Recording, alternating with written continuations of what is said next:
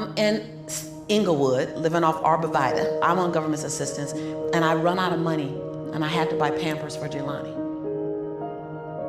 And I had $11.42 in the bank. And I remember wrapping my son in a towel for 2 days. I remember the second day, like you said, I had my hand on Jelani's stomach, and I said, "Don't worry, baby. Mommy will never be this broke or broken again."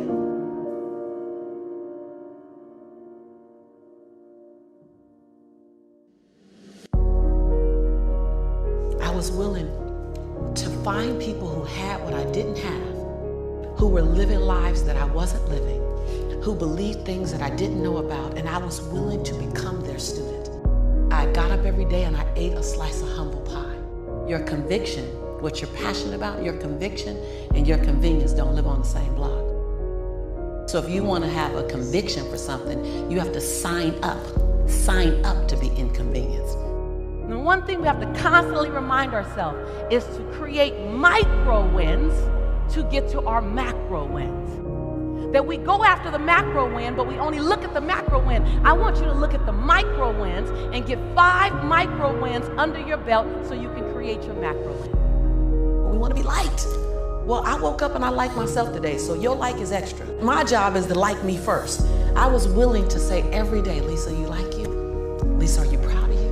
Lisa, are you playing full out?" Every day before I checked in with anybody else. The prescription for radical success is action.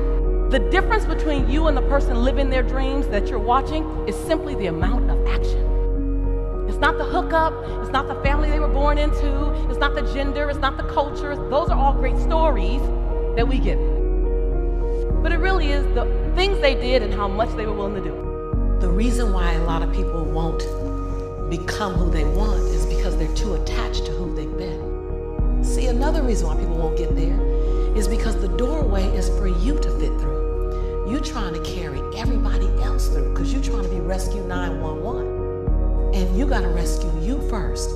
I am much more valuable to my family and to my community because I was willing to let them go.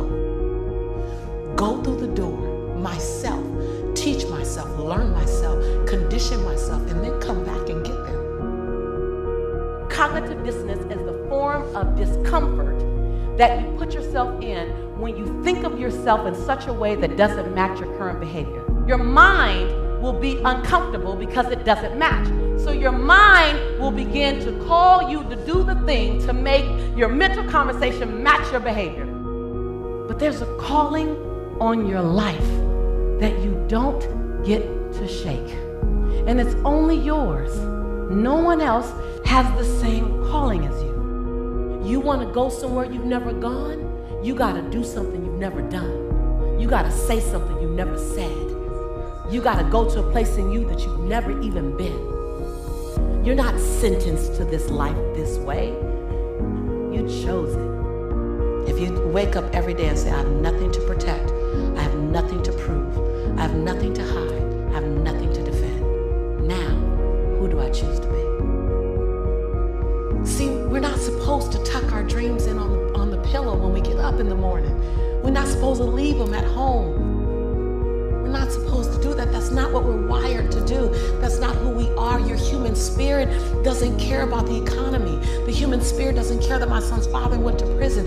The human spirit doesn't care what's happened to your family. The human spirit doesn't care about the past. You may have been molested, or your family may have been broke, or you may have been betrayed, or you may have a divorce. Your human spirit doesn't care about any of that. Your human spirit simply says, "What's our command for tomorrow?" Comparison is and will always be the thief of all joy.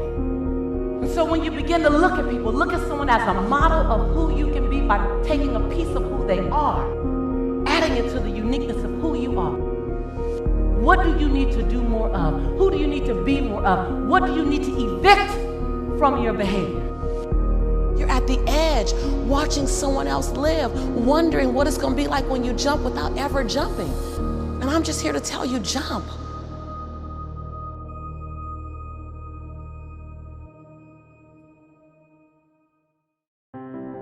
Fear is an emotion like any other emotion. Fear is an emotion like love, like compassion. Fear is an emotion, we just gave it more power. Fear reminds you that you have not arrived at the top of the mountain, that you're still climbing with the rest of us. Fear no longer becomes your fortress. Fear becomes your fuel. Fear is not your enemy. Fear is your friend. So however you step, just step. However you step, just step. Sometimes you gotta step out of something before you're stepping into something. I'd rather you take 10 steps wrong than analyze trying to make one step right one more day while someone's waiting to be inspired by you. It's what I'm really afraid of, and what you're really afraid of, is getting to the end of your day, to the end of your life, and having something left to give.